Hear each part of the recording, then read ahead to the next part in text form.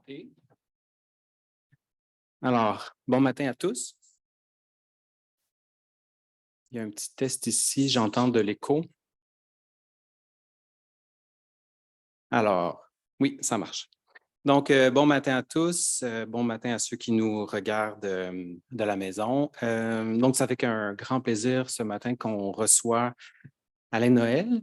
Alain Noël est professeur titulaire au département de sciences politiques de l'Université de Montréal et il est un des grands spécialistes québécois, canadiens, internationaux aussi sur les questions de politique sociale, notamment sur les questions dont il est donc qui sera l'objet de sa présentation d'aujourd'hui, la question de la pauvreté et des inégalités dans le monde et au Québec. Donc, dans ses travaux, les travaux d'Alain Noël portent beaucoup sur les politiques sociales, sur l'État-providence, sur le fédéralisme canadien, la politique canadienne et québécoise en général. Il a publié dans les très grandes revues de sciences politiques, la revue américaine de sciences politiques, la revue International Organization. Ça, c'est plus curieux parce que c'est moins un thème, mais l'article en question portait sur l'aide en développement, je me rappelle bien. Il a publié un livre aussi à Cambridge Press il y a quelques années qui portait sur Left and Right in Global Politics, qui a été traduit aux presses de l'Université de Montréal, la droite et la gauche en politique internationale. Et Alain Noël est aussi impliqué socialement. Il a été vice-président du Fonds de recherche Société Culture qui finance la recherche universitaire au Québec. Il est aussi impliqué pendant 8 ans au Centre d'études et de pauvreté et d'exclusion qui est mis sur pied par le gouvernement du Québec. Et pour ceux qui sont intéressés par une chronique intelligente et très utile, à chaque mois à peu près, Alain Noël publie à chaque mois en principe une chronique dans la revue Options politiques de l'Institut de recherche en politique publique du Québec. Donc, vous pouvez la voir. Alors, moi, je la repose tout le temps sur mes médias sociaux, ce qui fait que vous pouvez la suivre de cette façon ou aller voir directement sur. Donc, c'est une chronique qui porte sur les questions de politique sociale en général. Donc, comme d'habitude, on prend à peu près une heure pour la présentation. On va prendre les questions du public tout de suite après, puis ensuite, on va ouvrir la discussion après la pause avec les gens dans la salle. Donc, Alain, c'est avec grand plaisir qu'on t'accueille ce matin.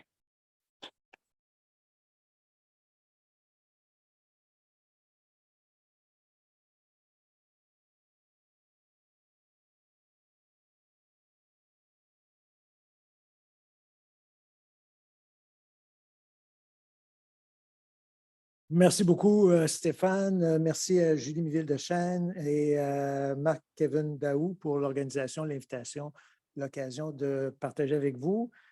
Juste avant de commencer, Stéphane a parlé de ma chronique dans Options politiques. C'est une chronique qui est en ligne. Il y en a une qui va sortir lundi. Ça s'appelle « L'autre révolution tranquille du Québec ». Je ne vous dis pas quelle est cette autre révolution tranquille. Vous irez la lire. Je crée un petit suspense. Donc, le thème dont je vais vous parler aujourd'hui, c'est la pauvreté et les inégalités dans le monde et au Québec. Quand j'ai mentionné en discutant avec ma conjointe, je lui ai mentionné le titre de ma présentation, elle dit « Ouais, ça fait beaucoup de choses à entrer dans une heure. » Effectivement, et donc c'est un survol. C'est une occasion de réfléchir un peu à la pauvreté et aux inégalités.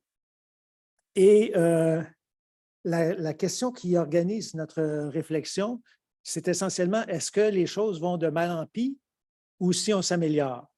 Et comme en guise d'introduction, j'ai mis une citation très connue de Charles Dickens, « It was the best of times, it was the worst of times », qui résume un peu, dans le fond, les conclusions auxquelles je vais arriver, c'est-à-dire qu'il y a des choses qui s'améliorent, il y a des choses qui se détériorent, et le portrait que l'on peut retenir, et on peut être le verre à moitié vide, le verre à moitié plein, on peut être optimiste ou on peut être pessimiste.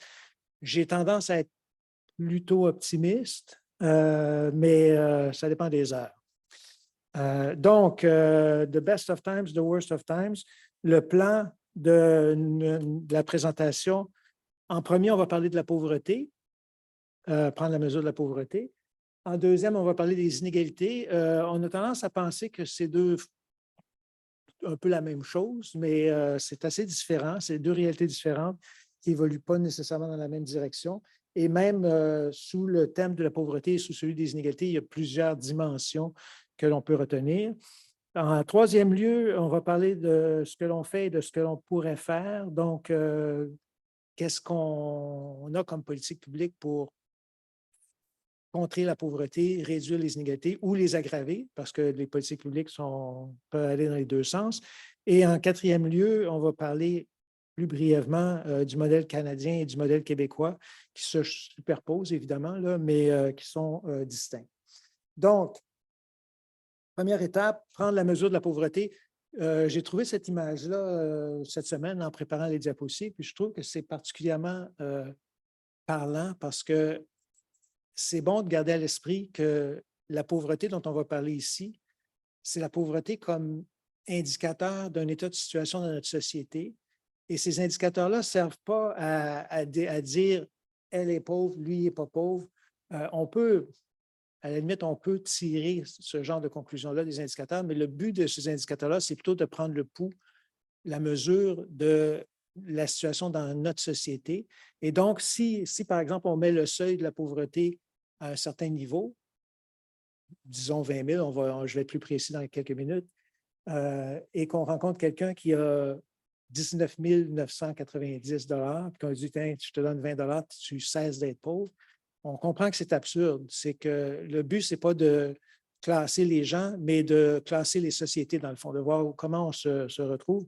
Et donc, cette image-là, elle présente l'ombre de personnes et dans le fond, les indicateurs sont un peu comme une ombre, comme une espèce de reflet, si on veut, de la situation.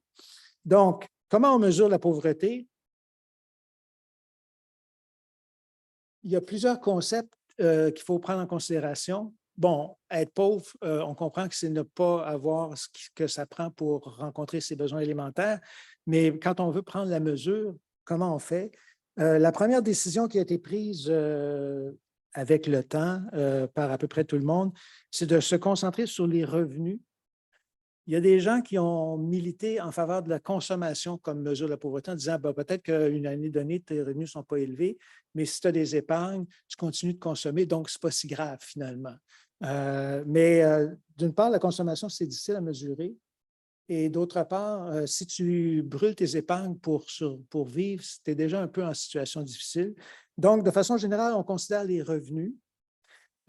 Deuxième point de logique,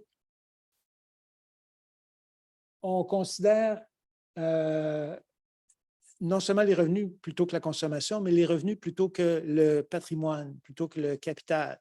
On peut s'intéresser, et on le fait maintenant de plus en plus, à la richesse. La richesse se concentre de plus en plus. Il y a des gens qui ont énormément d'actifs, il y en a qui en ont très peu.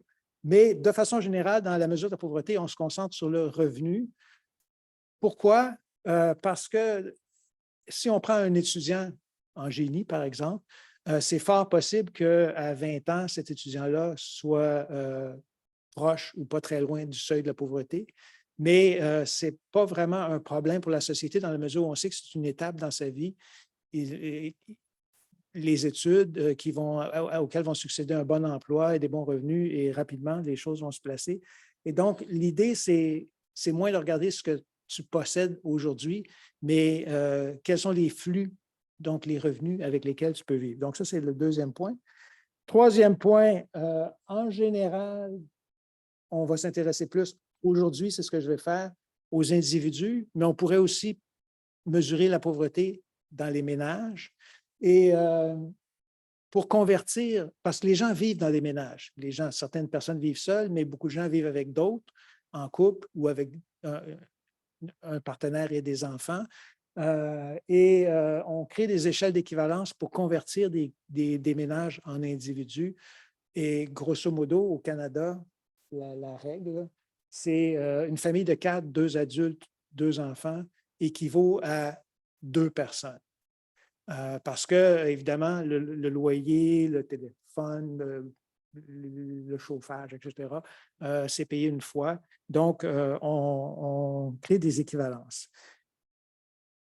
Ensuite, si on parle de la pauvreté dans les pays riches, on va voir la distinction dans 2 minutes, là, on va s'intéresser à la pauvreté avant impôts et transferts et à la pauvreté après impôts et transferts. Ça va être la même chose pour les inégalités. Je ne le répéterai pas là, tout à l'heure, mais quand on va parler des inégalités, cette distinction-là tient aussi.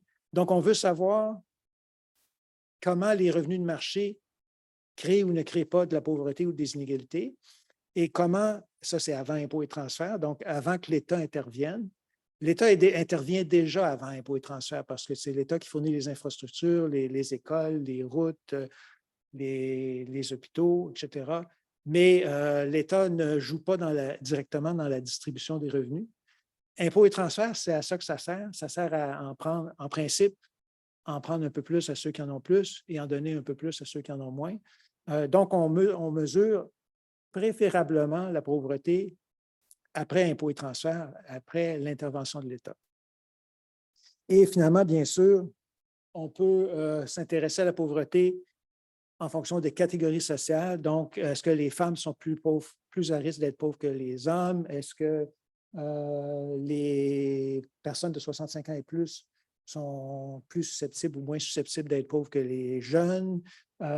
Est-ce que les gens, on va le voir, est-ce qu'il y a des pays où il y a plus de pauvreté, des pays où il y en a moins, des régions, etc. Donc, déjà plein de décisions à prendre quand on veut mesurer la pauvreté. Une première façon de mesurer la pauvreté qui est, dont on entend parler souvent, mais à laquelle on ne réfléchit pas beaucoup nécessairement, c'est la mesure de l'extrême pauvreté qui a été mise en place par la Banque mondiale. Et ça sert à mesurer la pauvreté dans le monde. Cette mesure, c'est pas une mesure de la pauvreté comme on l'entend au Canada, par exemple, mais c'est une mesure donc de l'extrême pauvreté, c'est-à-dire on regarde quelles sont les personnes qui sont vraiment en situation où elles sont incapables de répondre à leurs besoins de base. Historiquement, ce que la Banque mondiale a fait, c'est de regarder dans une quinzaine de pays parmi les plus pauvres de la planète, qu'est-ce que ça prend pour survivre essentiellement, et d'établir un budget, un montant qui serait nécessaire pour arriver là. Et la première règle qui a prévalu pendant plusieurs années, peut-être c'est celle dont vous avez entendu parler, c'est $1 par jour, $1 US par jour en parité des pouvoirs d'achat, donc converti en monnaie locale et en tenant compte du coût de la vie. C'était comme un seuil pour l'extrême pauvreté. Et avec les années, on a changé, on a ajusté ce seuil-là. C'est devenu, pendant assez longtemps quand même, les années 2010, 1,90 par jour. Et depuis peu, on est à 2,15 par jour. J'ai mis avec des seuils plus grands pour les pays moins pauvres. On commence à établir d'autres seuils pour les pays intermédiaires, les pays qui sont moins pauvres. Mais c'est un travail qui ne fait que commencer. Et ça donne ça. Ça, c'est la mise à jour de la Banque mondiale pour mars 2003. C'est les données pour 2019, mais c'est les dernières données qui existent, là. Si vous allez à l'adresse qui est là, l'adresse web, c'est un graphique avec lequel vous pouvez jouer. Vous pouvez changer les années de référence. Vous pouvez changer la ligne de pauvreté, le seuil de pauvreté de référence, qui est un curseur qui est... ça marche pas, ça. En tout cas, le curseur qui est à droite. Mais pour l'essentiel, ce graphique-là, c'est celui que vous voyez en arrivant sur le site et c'est le plus parlant. Et le premier constat qu'on fait, et ça fait plusieurs fois que la Banque mondiale fait ce constat, c'est que l'extrême pauvreté recule dans le monde. Tantôt, je disais, il y a des choses qui vont bien, il y a des choses qui vont moins bien. Ça fait partie des choses qui vont bien et que l'on ne dit pas assez souvent, peut-être. L'extrême pauvreté recule de façon très notable. Ça descend beaucoup. Et ça descend aussi, si vous voyez en bas, je vais rester ici, je vais vous le décrire parce que c'est filmé. La partie du bas en bleu foncé, c'est l'Asie de l'Est. Donc, c'est la Chine et les pays qui sont un peu autour, les Philippines, l'Indonésie, le Vietnam, le Cambodge, etc. Et ce qu'on voit, c'est que en Asie de l'Est, il n'y a pratiquement plus d'extrême pauvreté. Le deuxième, en partant du bas, le deuxième qui est plutôt un bleu royal, c'est l'Asie du Sud. Donc, c'est l'Inde, le Pakistan, l'Afghanistan, le Sri Lanka. Là aussi, ça a baissé pas mal, mais il en reste quand même plus qu'en Asie de l'Est. Et le troisième étage, à partir du bas, qui est en turquoise, c'est l'Afrique subsaharienne. Et là, c'est là que ça va moins bien. Vous voyez, il y a une courbe descendante, mais c'est à cause de l'Asie essentiellement. La pauvreté, l'extrême pauvreté n'a pas vraiment reculé en Afrique subsaharienne. Et ce que ça donne, c'est, si on fait des pourcentages, c'est que pour la planète dans son ensemble, le monde, il y a à peu près 8,5 des gens qui sont en situation d'extrême pauvreté. En Asie de l'Est, c'est 1,2 donc c'est des chiffres qui correspondent à des pays, ceux des pays riches. En Asie du Sud, c'est 8,6 la moyenne mondiale à peu près, et en Afrique subsaharienne, c'est 35 donc, l'extrême pauvreté, c'est devenu largement un problème de l'Afrique. Ça ne veut pas dire qu'il n'y a pas de pauvreté ailleurs, parce que l'extrême pauvreté, c'est vraiment extrême, mais ça veut dire que le problème est particulièrement brûlant en Afrique. Il y a toutes sortes de raisons qui peuvent expliquer ça.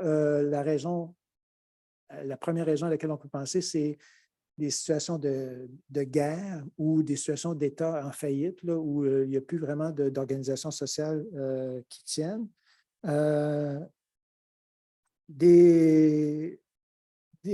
L'autre facteur qui joue, ça avait été développé par Jeffrey Sachs, qui était auparavant un économiste qui était associé aux Nations unies pendant plusieurs années. C'est l'idée que les pays enclavés, les pays qui sont moins connectés sur les échanges mondiaux, qui font moins de commerce, ont plus de difficultés à s'en sortir. Les pays d'Asie qui ont progressé beaucoup à cause du développement du commerce, des échanges économiques avec le reste du monde. Et les pays, dans le fond, les pays qui sont comme la Bolivie ou le Rwanda, des pays qui n'ont pas accès à la mer, sont des pays qui s'en sortent en général moins bien. Donc, ça, c'est la situation du monde. Quand même des progrès notables. On va voir dans quelques diapositives d'autres évaluations de la situation de la planète. Mais là, il faut que je procède, sinon je n'y arriverai jamais. Dans les pays riches, la mesure de l'extrême pauvreté est essentiellement inutile parce que ça veut dire qu'il n'y a pas d'extrême pauvreté mesurée à 2 $ et quelques par jour, où il n'y en a pratiquement pas. Et donc, mais on est bien conscient qu'il y a des gens qui sont en situation de pauvreté. Et pour mesurer la pauvreté, on parle de mesures relatives, c'est-à-dire de mesures de la pauvreté par rapport au niveau de vie normal dans une société. Donc, quand on veut calculer la pauvreté de façon relative, comme pour toutes les mesures de pauvreté, il faut établir un seuil, c'est-à-dire un niveau à partir duquel on est estimé pauvre, et calculer un taux, c'est-à-dire en fonction de la population dans son ensemble. La mesure la plus courante est celle qui est la seule vraiment utilisable pour les comparaisons internationales, c'est la mesure du faible revenu qui place le seuil à 50 souvent, parfois dans l'Union européenne notamment, on parle de 60 mais disons pour les fins de notre discussion, 50 parce que c'est ça qu'on retient au Canada. 50 du revenu médian national. J'ai souligné national parce que ça fait une très, très grosse différence. Dans l'Union européenne, par exemple, si on dit « est pauvre en Pologne celui qui a moins que 50 du revenu médian polonais », ça donne un taux de pauvreté correct. Si on disait « est pauvre en Pologne celui qui a moins que 50 du revenu médian européen », là, ça mettrait la barre beaucoup plus haute parce que la médiane européenne est plus haute que la médiane polonaise. Et ça ferait en sorte que la majorité des Polonais sont pauvres. Et donc, l'Union européenne doit toujours composer avec cette ambiguïté-là. Mais on retient donc le revenu médian du pays pour évaluer la pauvreté parce que c'est une mesure relative. Et ça, c'est un grief, un de mes griefs favoris que j'ai contre Statistique Canada. Statistique Canada, quand elle regarde la mesure de faible revenu dans les provinces canadiennes, ne prend pas le revenu médian du Québec pour mesurer la pauvreté au Québec, elle prend le revenu médian canadien, ce qui fait en sorte que toutes les comparaisons entre les provinces sont faussées parce que c'est lié, le résultat est lié à l'évolution du revenu médian ontarien, ou canadien, pardon, mais ça finit par être proche de celui de l'Ontario. Quoi qu'il en soit, la mesure de faible revenu, c'est une bonne mesure parce que c'est simple, parce que comme on divise, on compare le revenu des plus pauvres au revenu médian du pays, c'est une division, donc on arrive avec un pourcentage, on peut comparer dans l'espace, entre pays et dans le temps aussi. Les désavantages, c'est qu'on ne fait pas référence aux besoins. Dans le fond, même la mesure un peu limitée de la Banque mondiale a une référence aux besoins. Et quand on demande aux personnes pauvres, je l'ai fait souvent, j'ai souvent assisté à des exercices aussi dans ce sens-là. On demande aux personnes pauvres qu'est-ce que ça veut dire être pauvre. Les gens ne disent pas, ça veut dire pas avoir la même chose que la moitié, avoir même pas la moitié du revenu médian. Les gens disent c'est manquer être incapable d'acheter ce qui est nécessaire. Et donc, la mesure du faible revenu ne fait pas ça.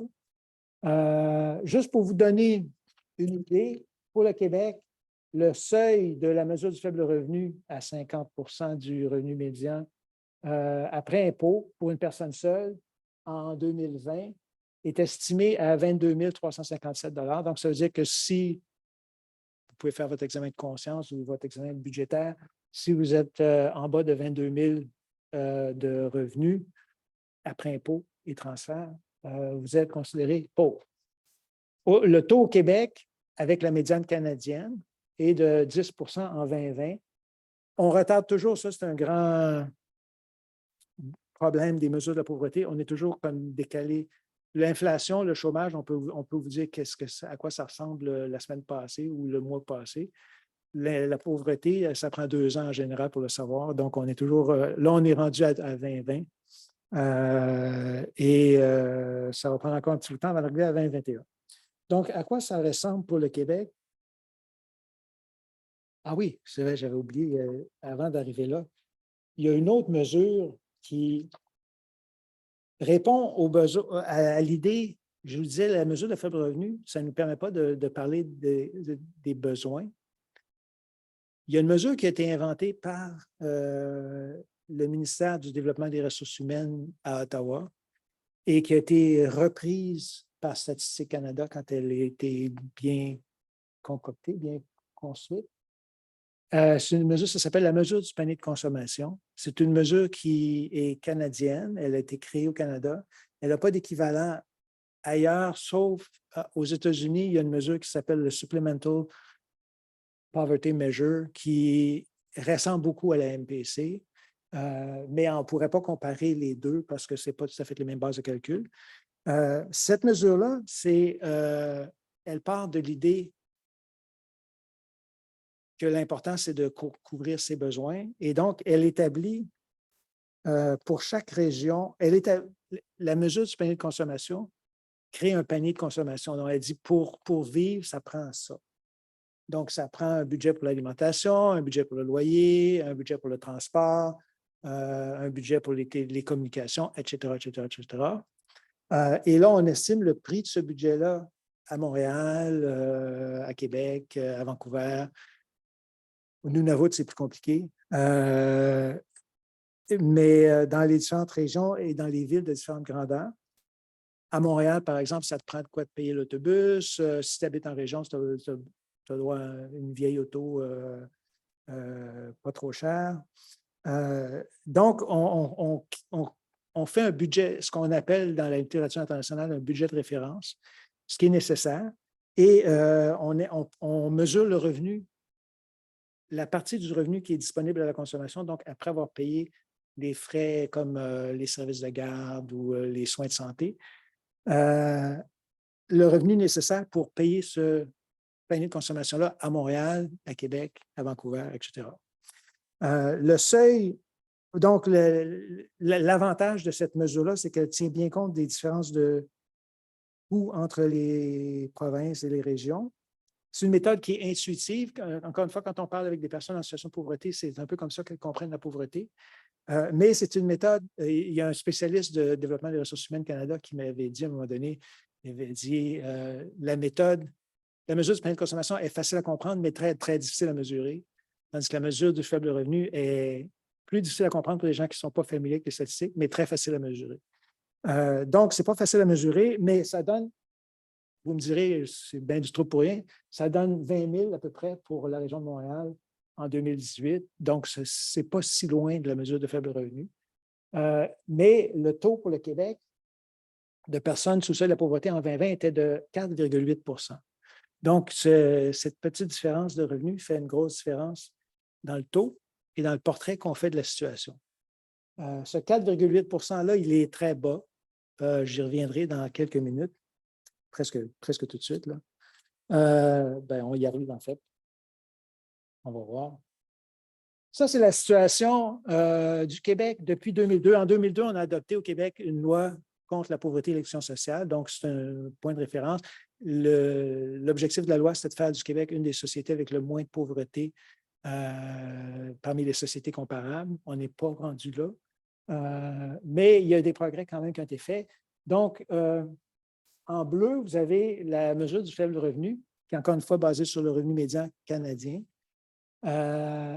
qui bouge un peu, mais qui ne descend pas beaucoup, sauf à partir de 2016, à peu près 2015 même, je pense. Et en rouge, vous avez la mesure du panier de consommation. Et là, ça, c'est une des difficultés de la mesure du panier de consommation, c'est que le panier est révisé épisodiquement, ce qui fait que je n'ai pas fait semblant que je pouvais traiter de la même façon toutes les données. Elles se superposent de toute façon, mais la mesure du panier de consommation a des bases, la base 2000, la base 2008, la base 2018, et ces bases sont suffisamment différentes pour ne pas traiter les données en continu, ce qui est un gros problème, en fait, et il y a des gens qui travaillent pour essayer de trouver des manières de régler ça. Mais ce qu'on voit ici, donc, c'est que la pauvreté a diminué un peu au Québec. Elle a diminué plus visiblement en fonction de la MPC, ce qui est plus basé sur les coûts réels qui existent sur le marché au Québec. Et également, ce qu'on voit, et ça va un peu à l'encontre d'un certain discours qu'on a entendu souvent pendant la pandémie. La pandémie a été, j'exagérerais, dire bonne pour les pauvres, mais elle a contribué à réduire la pauvreté et non pas à l'aggraver. Pourquoi? Parce que les gouvernements, et le gouvernement fédéral en particulier, ont introduit des transferts, la PCU, différentes mesures pour compenser les revenus, qui étaient des mesures qui étaient assez généreuses. Et donc, ça montre que, dans le fond, si tu veux réduire la pauvreté, tu donnes l'argent aux pauvres, ça marche pas mal. Tu sais. Et donc, la pauvreté en 2020 était à son plus bas. Et quand je vous ai dit tantôt au Québec, c'est jamais arrivé. Mon attente, c'est que ça va remonter. Ça va remonter parce que les programmes temporaires pandémie ont pris fin. Ça va augmenter aussi parce qu'il y a beaucoup de gens qui sont arrivés au Québec en situation de réfugiés, des migrants qui sont en situation très difficile. Donc, ça va faire monter la pauvreté. Mais prenons une bonne nouvelle pour ce qu'elle est. Les nouvelles les plus récentes qu'on a sont positives. Ici, vous avez, en fonction du panier de consommation, les différentes provinces, en rouge 2019, donc avant la pandémie, et en bleu, pandémie. En 2020, donc le Québec fait mieux que toutes les autres provinces. En 2019, le Québec était encore parmi les provinces qui s'en tiraient bien, mais un peu moins bien que l'Alberta, qui a moins de pauvreté parce qu'elle est plus riche essentiellement. Ce n'est pas toujours le cas, mais dans ce cas-là, ça marche. Et donc, la situation au Québec est relativement favorable dans un contexte où on est dans un... Ah bon, mais ça, c'est une autre façon de le voir. Je ne l'ai pas mis à jour, celui-là, mais ça permet de faire le focus sur le Québec versus l'Ontario. On aime se comparer à l'Ontario au Québec. Et ce qu'on voit, les lignes pleines, là, c'est que de 92 à 2014, donc la pauvreté a augmenté en Ontario et elle a légèrement diminué au Québec, surtout en fin de période. Mais peut-être plus frappant encore, en pointillé, vous avez le Québec et l'Ontario aussi, mais pour les moins de 18 ans, donc les enfants. Et ce qu'on voit, c'est que les enfants étaient plus susceptibles de vivre dans la pauvreté dans les deux provinces en 1992.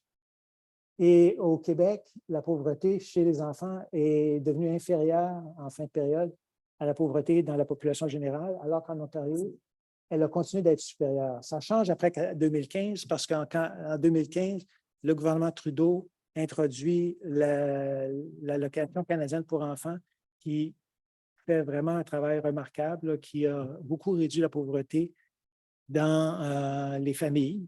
Et là, c'est encore une démonstration du fait que si tu veux réduire la pauvreté, la meilleure manière, c'est de donner de l'argent aux personnes qui n'en ont pas. Ça semble facile, mais c'est difficile à vendre ce principe-là. Ici, vous avez une autre comparaison pour les pays.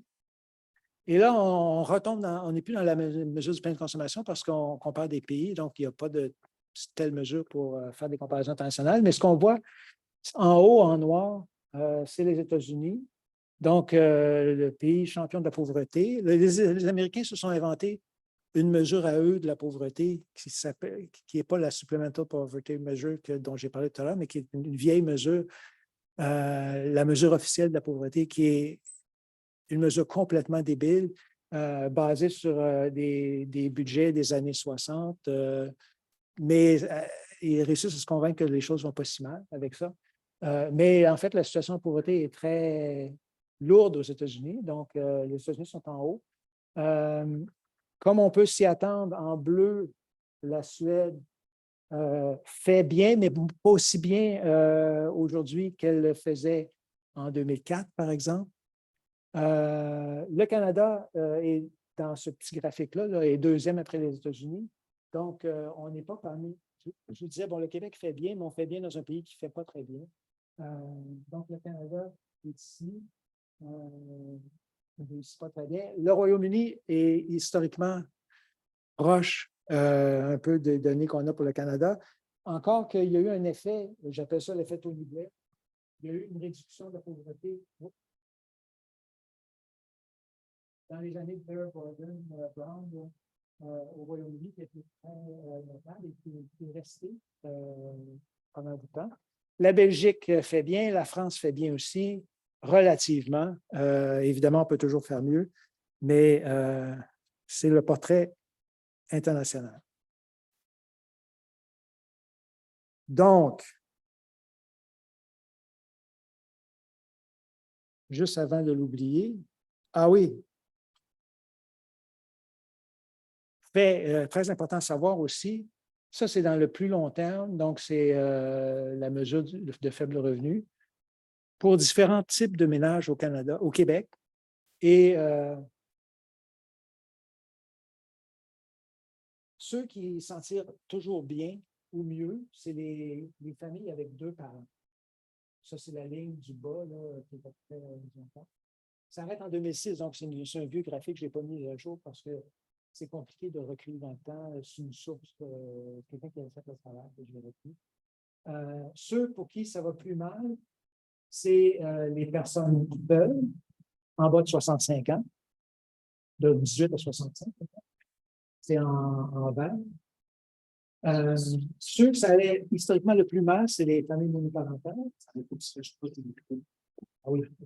Les familles monoparentales sont plus susceptibles d'être pauvres et ça s'est amélioré un peu dans les années récentes, mais il y a encore du travail à faire. Mais le plus spectaculaire, c'est la quasi-élimination de la pauvreté chez les 65 ans et plus. Et ça, c'est un fait de société. C'est vrai au Canada, c'est vrai en bonne partie ailleurs en Europe aussi.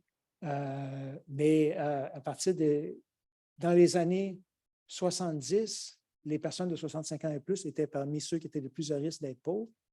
Et ça a dégringolé à partir de 75 à peu près pour arriver à des taux de 3-4 là. Et donc, nos régimes publics de protection du revenu, des pensions, notamment la sécurité de la vieillesse et le supplément de revenu minimum garanti, donc le plancher des retraites, protège les personnes âgées contre la pauvreté. Encore une fois, ça ne veut pas dire que les gens sont très riches, mais c'est une évolution qui a été faite et l'inquiétude s'est déplacée avec les années plus vers les familles. Et on a beaucoup agi pour les familles depuis quelques années. Et là, l'heure est venue probablement de se soucier plus des personnes seules en âge de travailler. Mais là, c'est là que le problème demeure important. Juste un mot pour dire que tout le travail qu'on fait sur la pauvreté n'a pas de correspondance pour la richesse. Il n'y a pas de seuil de la richesse. Il y a un seuil de la pauvreté. Il y a plusieurs seuils de la pauvreté, mais on ne sait pas trop c'est quand ça commence la richesse, quand est-ce que ça finit jamais, parce qu'on mettrait un seuil. On ne le sait simplement pas, on n'y a pas pensé. Et en fait, quand on fait des sondages, j'ai marqué personne n'est riche, les riches ne s'estiment jamais riches. Les pauvres, ça dépend. Les pauvres ont tendance à...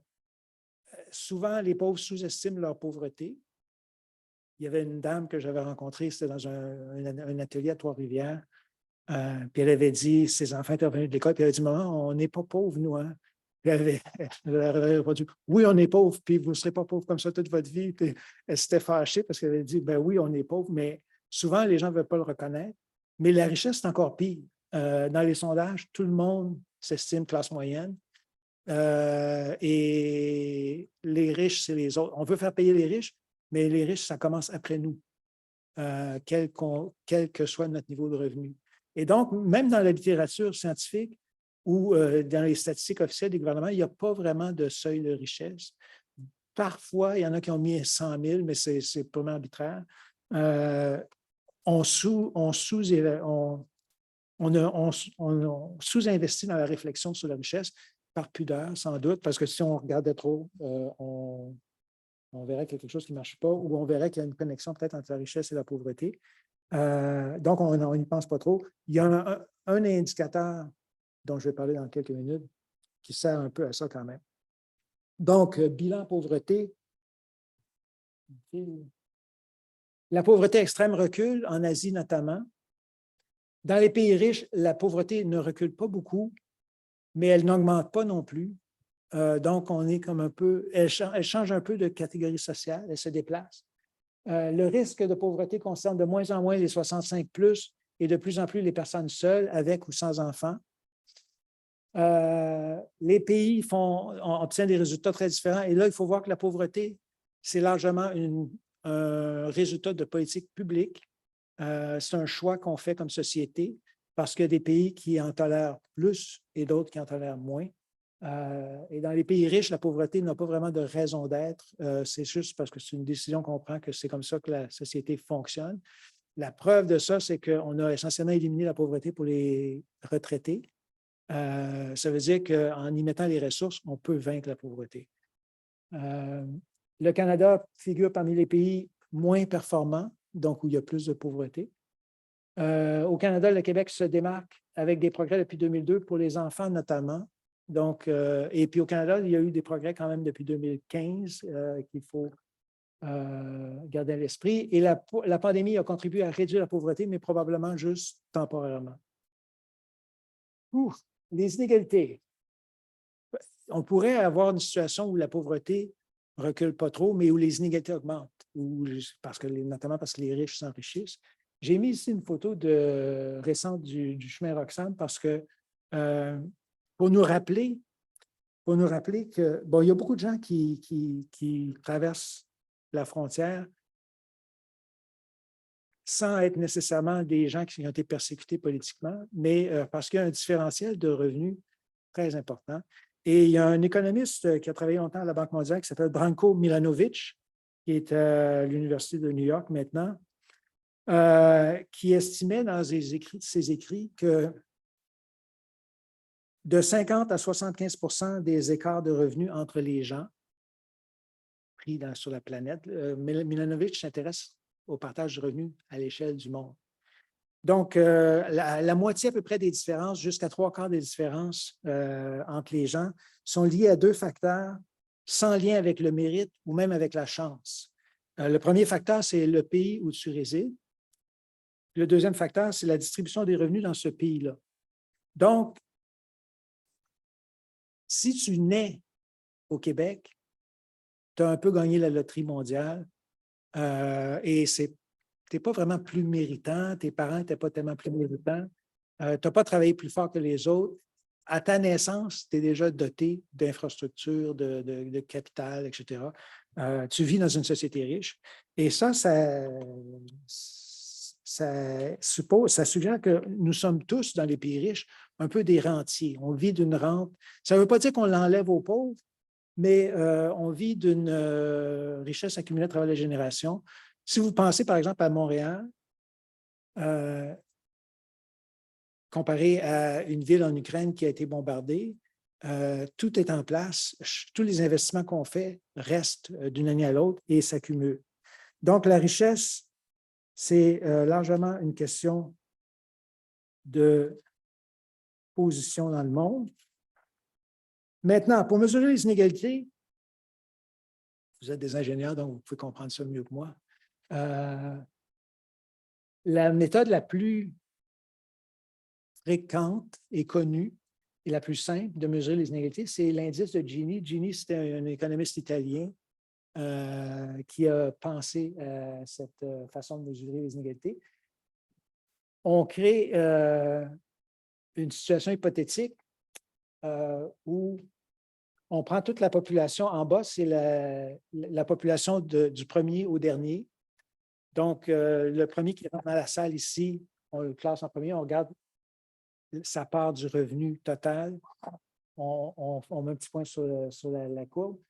Si tout le monde avait le même revenu dans la société, si une société de 100 personnes, chacun a le même revenu, on aurait la ligne rose où à chaque fois qu'on monte d'une personne, on ajoute une personne, le revenu augmente d'autant. Donc, ce serait droit. Dans la réalité, ce n'est jamais comme ça. C'est toujours comme la ligne bleue. C'est-à-dire que les premiers, on fait rentrer les gens dans la salle par ordre de revenus. Les premiers qui rentrent, ils n'augmentent pas beaucoup le revenu total parce qu'ils ne gagnent pas grand-chose. Et les derniers qui rentrent, ils font monter la ligne pas mal parce qu'ils gagnent beaucoup. Et donc, plus la ligne bleue est loin de la ligne rose, plus les inégalités sont prononcées. Si on avait seulement l'air A, que la ligne bleue collait à l'horizontale en bas, puis ça montait tout d'un coup à la fin, il y aurait une seule personne qui aurait toute la richesse, ce serait l'inégalité parfaite, donc ce serait un Gini de 1. Vous avez la formule, là, je vais la sauter. Et quand le Gini est à 0, ça veut dire que c'est l'égalité parfaite, donc c'est la ligne rose. Et donc, c'est une mesure qui permet de voir la distribution des revenus dans l'ensemble de la société. Et ce qu'on sait, et là, il faut que j'aille vite, ce qu'on sait, c'est que dans les 4 dernières décennies ou 5 dernières décennies, les inégalités ont eu tendance à augmenter dans les pays riches. Et il y a plusieurs facteurs qui expliquent ça. C'est un rapport de l'OCDE qui a été marquant, qui est paru en 2008, si je me souviens bien. Il y a le titre en français dans la diapositive, mais le titre en anglais était plus imagé. C'était « Growing Unequal » et ça signifiait qu'il y avait eu de la croissance, même l'emploi se portait bien dans les pays de l'OCDE, mais ça n'avait pas empêché les inégalités d'augmenter. Pourquoi? Parce que le marché du travail est plus polarisé, plus compétitif, avec des oppositions entre les emplois bien payés et mal payés. Il y a de plus en plus de personnes qui vivent seules. Les ménages sont moins stables. La protection sociale n'a pas suivi l'évolution du marché. Bref, les inégalités ont eu tendance à augmenter et on voit en rouge pour le Canada. C'est le cas dans les années 90-2000. Les inégalités augmentent. Comme toujours, la ligne du haut, c'est les États-Unis. Comme pour la pauvreté, la ligne suivante, c'est le Royaume-Uni avec l'effet Tony Blair dont j'ai parlé, quand même assez frappant. Et la Suède, comme pour la pauvreté, la Suède voit les inégalités augmenter à partir des années 90-2000, mais demeure quand même un peu parmi les champions de cette situation. On peut mettre à jour, parce que là, l'OCDE a fait ces données-là il y a quelques années. Et ce qu'on voit, c'est toujours États-Unis, Royaume-Uni en haut, Canada relativement haut, Suède en croissance, mais encore parmi les plus bas. Belgique, des bons résultats.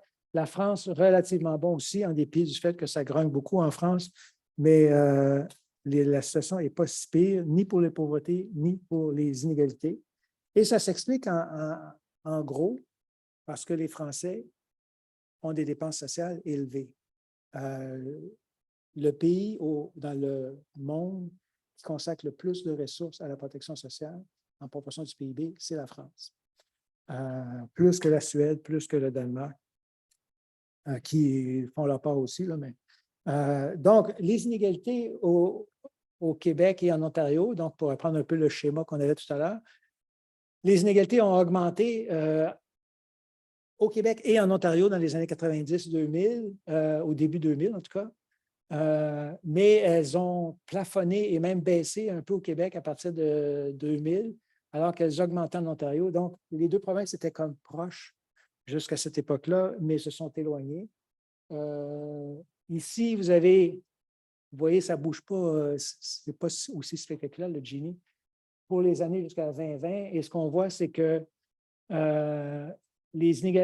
pendant la pandémie, les inégalités ont augmenté sur le marché et elles ont diminué au total après impôts et transferts, encore une fois, l'effet des mesures de support. Maintenant, le Gini, c'est pour voir qu'est-ce qui se passe dans toute la société, mais on peut vouloir s'intéresser aux riches. J'ai dit tantôt, on ne fait rien pour mesurer un seuil de la richesse en fonction du revenu, mais ce n'est pas vrai, tout à fait, parce qu'on s'est intéressé depuis une vingtaine d'années à la part du revenu national accaparée par le 1 plus riche. Donc, on ne met pas un seuil, mais on regarde qu'est-ce qui ramasse comme revenu les plus riches. Et ce graphique-là n'aurait pas été possible il y a 20 ans parce qu'on ne le savait pas. On ne savait pas pourquoi, parce que les organismes statistiques, les chercheurs, faisaient ce qu'on appelait du top coding. Ça veut dire que quand ils compilaient les données sur les revenus, ils disaient « Ah, puis il y a les 200 000 ou 300 000 et plus. » Puis ça, c'est le reste. Il y a des chercheurs, dont Thomas Piketty, Saez, notamment Saez Atkinson, qui ont regardé dans les années 2000, qui ont été voir non pas les chiffres dans les organismes statistiques, mais les données fiscales. C'est un travail de moine. Ils ont été voir dans les rapports d'impôt les revenus déclarés et ils ont établi comme ça la part du 1 le plus riche. Ils ont fait pour d'autres catégories, là, mais le 1 c'est celui qui va retenir notre attention. Ce qu'on voit, c'est que de 1975 à 2015, aux États-Unis, les riches, les très riches, le 1 plus riches, récoltent de plus en plus du revenu national. Donc, ça, ce n'est pas la richesse, ce n'est pas le capital accumulé, le patrimoine, c'est vraiment le revenu à chaque année. Alors qu'en 1975, le 1 plus riche ramassait 7 à peu près du revenu national. Donc, c'est quand même 7 fois sa part. En 2015, c'était rendu à 17-18 fois, 18 et dans les autres pays, c'est moins prononcé, mais ça va dans le même sens. Et pour mettre ce graphique-là en perspective, on pourrait dire que de 45 à 75, c'était plat. C'était un peu comme c'est en 75. Et les niveaux actuels, c'est des niveaux qui ressemblent à ce qui prévalait avant la Grande Dépression des années 30. Donc, on est à un niveau très élevé. Une autre façon de voir la chose, et là, on peut distinguer les riches et les moins riches, à l'échelle du monde, ça c'est notre ami Milanovic, avec une photo même. On a parlé de l'éléphant de Branko Milanovic parce qu'en compilant les données à l'échelle mondiale, il a créé le schéma suivant pour représenter l'évolution le partage de la croissance économique de 1988 à 2008. Et ce que ça signifie, ce qu'on a en horizontal, c'est ça va des gens les plus pauvres de la planète aux gens les plus riches de la planète. Donc, de l'extrême pauvreté au 1 Et les gens qui sont dans l'extrême pauvreté ont Bon, il y en a qui sont sortis de l'extrême pauvreté, mais en gros, ils n'ont pas récolté beaucoup de la croissance. Ceux qui ont profité de la croissance, c'est les classes moyennes des pays intermédiaires, de la Chine et de l'Amérique latine notamment, et de l'Inde un peu aussi, qui ont vu leur part du revenu augmenter. La classe moyenne des pays riches a un peu stagné et les très riches, le 1% le plus riche, a énormément augmenté. Donc, ça faisait la forme d'un éléphant. Dernière nouvelle, l'éléphant a perdu sa trompe. Milanovic a mis ses données à jour pour les années 2010 et ce qu'on voit, c'est qu'après 2008, la trompe est comme disparue, probablement parce que la récession de 2008 a créé un tassement dans les revenus des plus riches. Mais ça permet de mettre ensemble les différentes régions du monde. Autre élément à garder à l'esprit, est-ce que je peux prendre encore 10 minutes?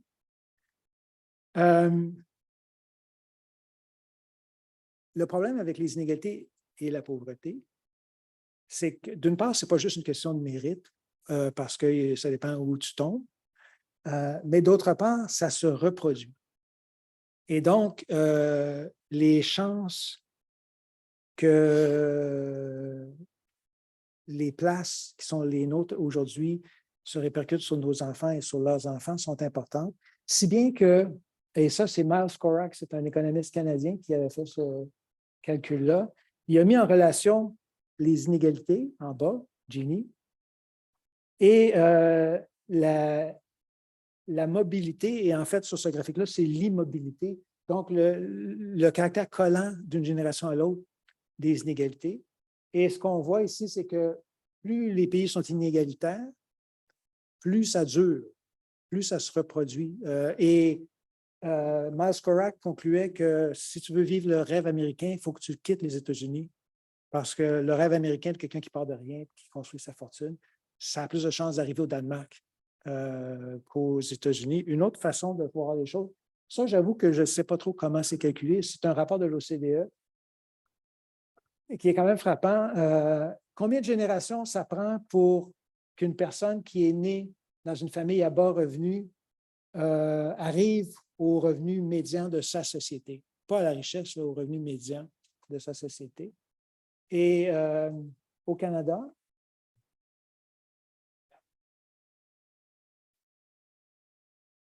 oui, 4 générations. Ça prend 4 générations au Canada pour sortir de la pauvreté, essentiellement pour arriver à la classe moyenne, dont tout le monde veut faire partie ou travaille pour faire partie ou fait partie d'eux, selon Justin Trudeau.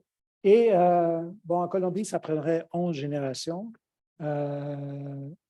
Aux États-Unis, on parle de 5 générations, donc c'est un peu comme au Canada.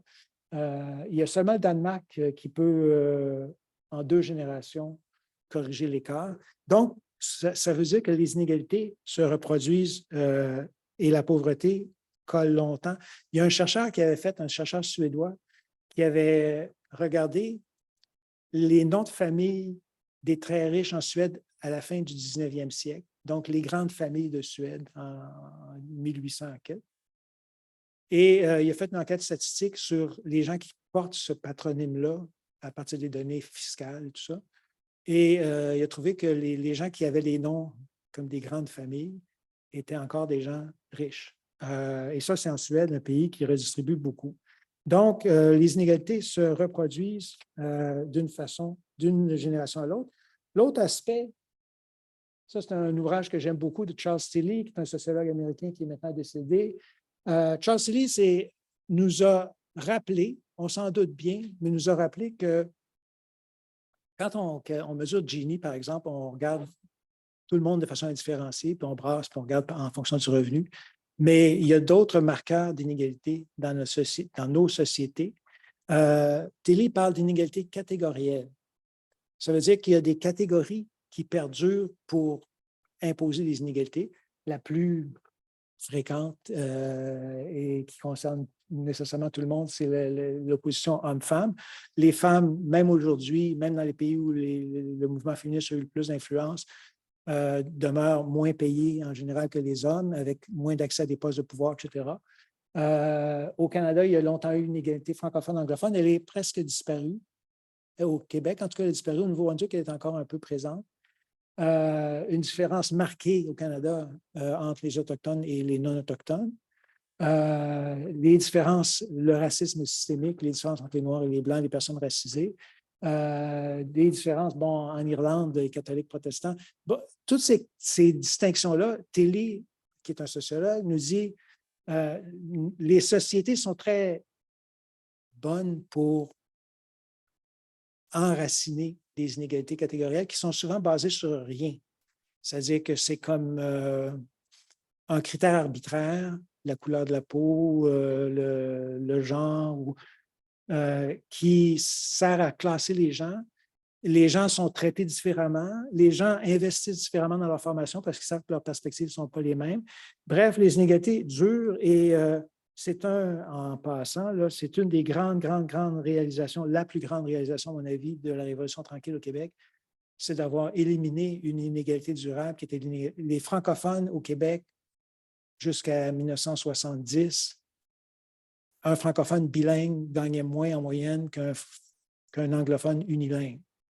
Donc, le simple fait d'être francophone, peu importe les langues que tu parles, te désavantageait. Cette inégalité-là, elle est disparue. Et c'est très rare que ça arrive. Je vous dis, les inégalités hommes-femmes, les inégalités raciales durent avec le temps. Donc, bilan sur les inégalités, tendance générale à la hausse dans les pays riches, profils nationaux différenciés, les mêmes que pour la pauvreté. Donc, encore une fois, un travail de politique publique. Le Québec se démarque par rapport à l'Ontario à partir de la fin des années 90, comme il le fait pour la pauvreté. La pandémie fait reculer les inégalités, comme pour la pauvreté. Hausse marquée de la part du 1 % aux États-Unis notamment, mais ailleurs également. Donc, les riches s'enrichissent. Et ce serait encore plus vrai, là, je ne le fais pas, là, mais Oxfam fait ça chaque année. Regardez le contrôle, la richesse accumulée. Et c'est encore plus frappant que le 1 % là, la part de la richesse qui appartient à une petite fraction de la société est immense. Émergence d'une classe moyenne en Asie, difficulté de la classe moyenne dans les pays riches, l'éléphant. Les inégalités se reproduisent dans le temps, Miles Corrack. Importance des inégalités catégorielles, systémiques, on peut appeler ça systémique ou autrement, mais le fait est que nos sociétés sont traversées par des inégalités durables. Donc, ce que l'on fait, ce qu'on pourrait faire, là, il ne reste vraiment pas beaucoup de temps, je vais aller vite. Je vais même faire des choix dans ce que je vais vous présenter. Avant de dire ce que l'on fait, c'est important de dire qu'il y a beaucoup d'avantages à l'égalité. D'abord, c'est une question de justice sociale. Deuxièmement, c'est en cohérence avec les valeurs démocratiques. On vit dans une démocratie. En principe, chaque citoyen a un droit de vote, a les mêmes droits individuels et devrait avoir droit à des conditions de vie décentes. Ça, c'est plus controversé, mais l'égalité est favorable à la croissance économique. L'accès des femmes au marché du travail, par exemple, a beaucoup contribué à l'enrichissement de nos sociétés. L'égalité est associée à des bonnes performances dans toutes sortes d'affaires, en santé, en éducation, pour la criminalité. Le petit graphique qui est là, c'est un graphique que j'avais fait. J'avais participé à l'émission de Michel Lacombe à la radio de Radio-Canada le samedi. Puis il m'avait demandé de parler un peu de la littératie, la maîtrise de la langue. Et puis, juste pour préparer mon intervention à l'émission, j'avais mis en relation l'indicateur Gini pour différents pays. J'avais traité le Québec comme un pays dans ce cas-là. Et les indicateurs de littératie chez les 25-44 ans. Et comme on pouvait s'y attendre, les pays plus inégalitaires ont des moins bons scores en littératie. Et c'est vrai, donc l'égalité, c'est bon pour toutes sortes de... C'est un multiplicateur de bienfaits. Et d'ailleurs, l'égalité, là, je n'ai pas fait le graphique, mais ça serait très net, là, il y a une corrélation. Les pays où les gens sont les plus heureux, c'est les pays qui sont les plus égalitaires. C'est la Finlande qui, encore une fois, cette année, a gagné le gros lot. Ça fait 2 ans, je pense. Mais avant, c'était la Norvège y a passé, le Danemark. Le niveau de bonheur est très élevé dans les pays plus égalitaires et il est au plus bas, là, c'est même en bas de ma diapositive. Le pays où les gens sont les plus malheureux, c'est les pays où l'État est en faillite. C'est la guerre. Ça, ce n'est pas si surprenant. Donc, on vit mieux, on vit plus heureux dans des sociétés plus égalitaires. Comment on fait pour arriver là? On ne fait pas tous les efforts nécessaires. Juste un petit rappel, parce que je vous ai parlé de la Banque mondiale. L'aide au développement a décru même en termes en pourcentage du PIB dans les dernières décennies. En vert, c'est le Canada. En bleu, c'est la moyenne de l'OCDE. Et le Canada n'est pas parmi les pays généreux et pas parmi les pires non plus, là, mais on pourrait faire plus. Ceci étant dit, c'est clair que l'émergence de l'Asie, ce n'est pas une histoire d'aide au développement, c'est une histoire économique. Mais quand même, ça fait partie des choses qu'on peut faire. Maintenant, la recette de base pour réduire les inégalités et la pauvreté, c'est d'investir dans la protection sociale. Et le message, celui-là, j'insiste sur ce point-là.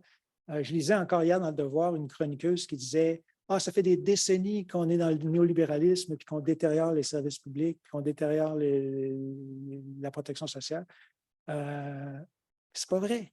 En fait, la protection sociale n'a jamais été plus généreuse qu'elle l'est en 2023. Ça monte tout le temps. Ce n'est pas parfait, mais ici, vous avez, c'est un peu difficile à lire, là, mais les petits triangles noirs, c'est le niveau de la protection sociale dans les années en 1960. Et puis, vous avez des petits carrés pour 1990, mais les lignes bleues, c'est aujourd'hui et c'est plus haut que jamais. Ceci étant dit, le Canada est en bas de la moyenne et même en bas des États-Unis. Et comme je vous l'ai dit tout à l'heure, la France est la championne mondiale des dépenses sociales. Donc, ça ne règle pas tout, les dépenses sociales, mais c'est le nœud de l'affaire, c'est que si tu veux moins de pauvreté et plus d'égalité, il faut que tu investisses. Et on le fait pas toujours suffisamment. Maintenant, 5 minutes. Une question à laquelle je me suis intéressé beaucoup dans les dernières années, c'est comment on procède. Est-ce que, et là, il y a un vieux débat qui est aussi vieux que les politiques sociales, qui date des années 30, en fait, mais là, j'ai les années 50. Un vieux débat qui consiste à dire, si tu veux aider les pauvres, il faut que tu donnes l'argent aux pauvres. Puis si tu donnes l'argent aux riches, tu gaspilles tes ressources inutilement. L'argument qui était souvent évoqué, c'est un argument un peu sexiste, là, mais à l'époque, c'était l'idée de la femme du juge. La femme du juge n'a pas besoin d'allocation familiale pour ses enfants parce qu'elle est la femme du juge. Tu sais. Donc, tu donnes seulement à la madame qui est pauvre. Tu sais. T.H. Marshall, qui est un des pionniers de la réflexion sur les politiques sociales, pensait comme ça. Aider les plus pauvres, c'était la meilleure affaire à faire. Et Tawney, qui est un socialiste britannique, un travailliste, un intellectuel, qui était là, lui, il parlait plutôt d'une stratégie égalitaire. Il fallait donner de l'argent à tout le monde. Et en termes contemporains, la préférence de Tawney, c'était des politiques universalistes ou universelles. Et la préférence de Marshall, c'était des politiques sélectives ou basées sur les besoins. On fait les deux. Dans les démocraties, on est en partie universaliste pour les soins de santé, par exemple, au Québec, et on est en partie sélectif pour l'aide sociale, par exemple, ou d'autres mécanismes.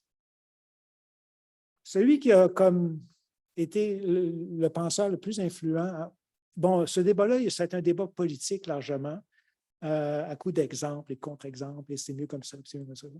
Celui qui a le plus contribué à la réflexion, c'est un sociologue suédois qui s'appelle Walter Korpi, qui a énoncé, je résume, je vais droit au but, l'idée que dans le fond, ce qui compte, c'est la taille du gâteau à partager.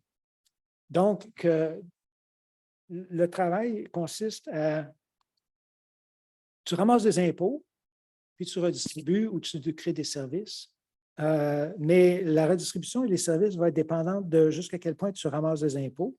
Et les gens vont être plus prêts à payer, donc à grossir le gâteau à partager, s'ils bénéficient eux-mêmes de services. Donc, si les soins de santé sont accessibles à tous, tu vas être plus willing de payer tes impôts pour ce faire. Et avec un de ses étudiants, Joachim Palme, Corpy a vérifié ça dans le fond, et il appelait ça le paradoxe de la distribution. C'est l'idée que plus les programmes sont ciblés sur les pauvres, plus le budget de la redistribution va être petit. Donc, c'était l'argument populaire, c'était de dire les programmes pour les pauvres sont de pauvres programmes. Et c'est un peu ça que Corpy et Palme trouvaient. Et plus les inégalités et la pauvreté vont être importantes. Donc, le secret, dans leur optique, c'est l'universalité. Et là, je saute plusieurs étapes, là, mais les conclusions de Corpy et Palme ont été remises en question par plein de chercheurs dans les années subséquentes. Donc, ça se passe dans les années 90-2000.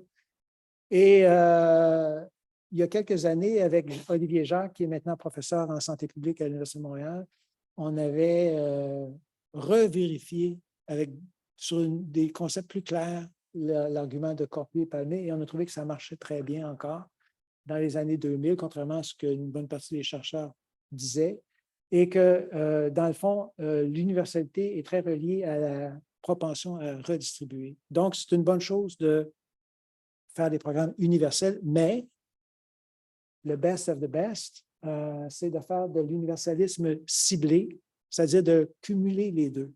Et l'allocation canadienne pour enfants, c'est un bon exemple d'universalisme ciblé, c'est-à-dire que tout le monde en reçoit, mais les pauvres en reçoivent plus.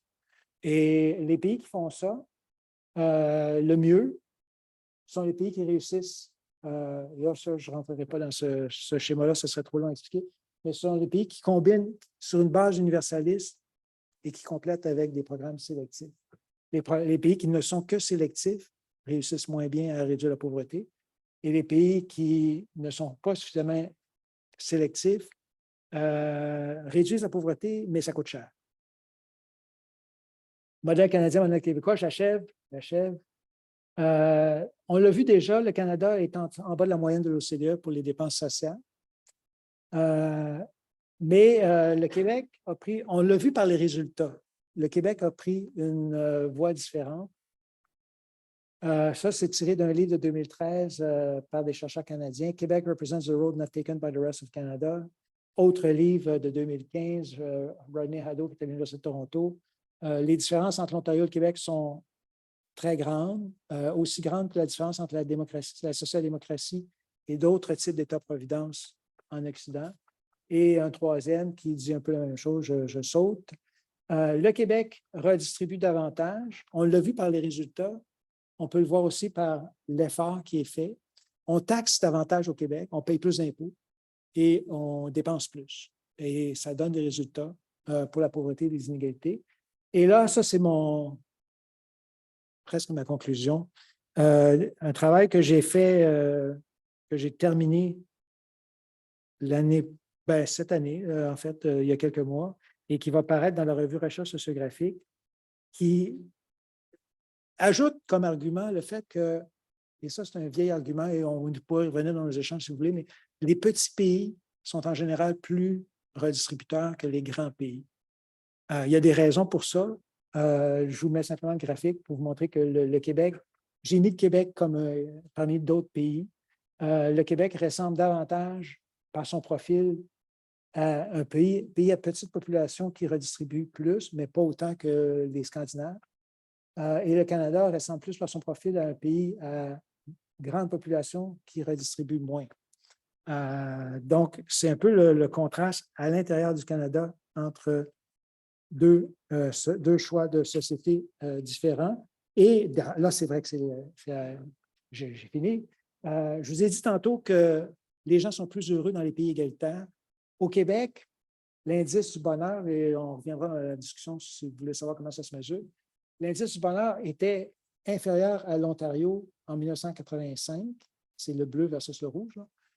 L'indice du bonheur n'a cessé de monter. Il y a toutes sortes d'affaires qui sont arrivées au Québec, référendum perdu, difficultés, mais on est heureux, semble-t-il. Et les Ontariens sont devenus moins heureux, ça, je ne sais pas trop pourquoi. Mais autour de l'an 2000, les deux courbes se sont croisées et on est devenu plus heureux au Québec qu'en Ontario. Sur ce, je vous dis merci. J'ai mis des références pour ceux qui veulent en lire un peu plus et on pourra s'en parler plus longuement après la pause. Merci.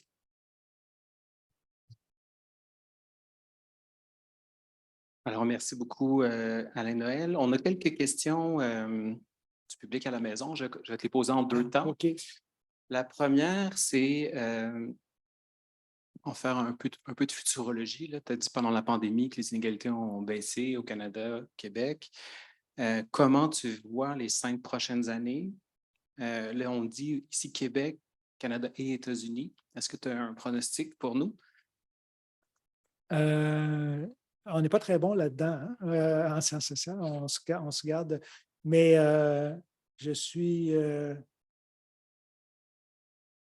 je pense qu'au Québec, en tout cas, on est dans un scénario où il n'y a pas une remise en cause majeure des acquis. Il y a même des développements. Je pense que les choses vont être relativement stables. Au Canada, la même chose. La grande difficulté bon, il y a des nouveaux programmes, en fait, des nouveaux investissements. Là, on parle des soins dentaires. Donc, ça veut dire que l'État-providence continue de se développer, contrairement à ce qu'on pense souvent. Et de ce point de vue-là, on peut être optimiste. Par contre, il y a des pressions démographiques, économiques fortes qui menacent les acquis. Donc, il faut demeurer vigilant. Je vais le mettre comme ça. Puis, comme tu as dit tout à l'heure, les programmes liés à la pandémie vont probablement Oui, progressivement. oui, effectivement. Puis, c'est certain que la pauvreté et les inégalités vont augmenter un peu dans les 2-3 prochaines années. On a une question sur l'éducation, l'accès à l'éducation. Est-ce que ça a un potentiel de modifier les courbes des inégalités? Oui, et c'est l'occasion pour moi de dire aussi que le portrait que je vous ai présenté, il est insatisfaisant dans la mesure où l'accent est mis sur les revenus et les transferts, les impôts, les transferts, les revenus, au détriment un peu des services. Il y a beaucoup de choses que les États font qui contribuent à une société égalitaire, comme par exemple les soins de santé gratuits pour tout le monde, qui n'apparaissent pas. Quand on compare les États-Unis, on dit qu'il y a plus d'inégalités aux États-Unis ou de pauvreté qu'au Canada. On ne tient même pas compte des services, de la différence dans les services publics. Et donc, l'éducation, ça en est un aussi. Le fait que l'éducation soit accessible, peu coûteuse pour l'éducation supérieure, est un facteur qui contribue à réduire les inégalités. Et d'ailleurs, une grande partie tantôt je parlais aussi de la Révolution tranquille, le rattrapage des francophones par rapport aux anglophones, c'est beaucoup une histoire d'éducation.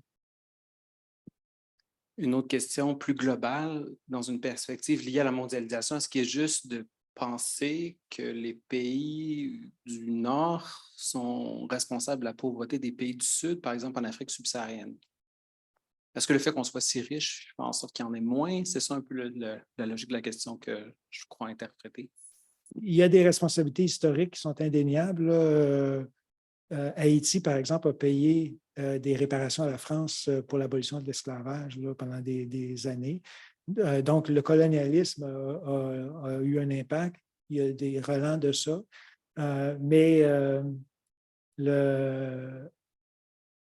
la situation dans les pays du Sud a sa propre dynamique. Et je dirais que ceux qui s'en tirent le mieux sont ceux qui sont intégrés au marché mondial davantage. Donc, il y a des responsabilités partagées, mais il y a aussi des évolutions qui sont... Les pays riches ne sont pas riches seulement du fait que les pays pauvres soient pauvres. On a une question aussi qui est un peu plus technique. Qu'est-ce qui justifie que Statistique Canada prenne autant de temps pour mettre ces chiffres à jour? Les délais semblent importants entre la réalité et les chiffres qu'on nous présente. L'interprétation généreuse, c'est que c'est juste long à faire. C'est-à-dire qu'il n'y a pas la même priorité accordée à ça qu'à l'inflation et au chômage, mettons. Mais ça pourrait aller un peu plus vite, effectivement. Bon, mais nous, ça clôt les questions du public. Merci, merci Alain pour ta présentation. On va prendre une pause de 15 minutes, puis on revient avec la discussion ici en salle. Merci beaucoup.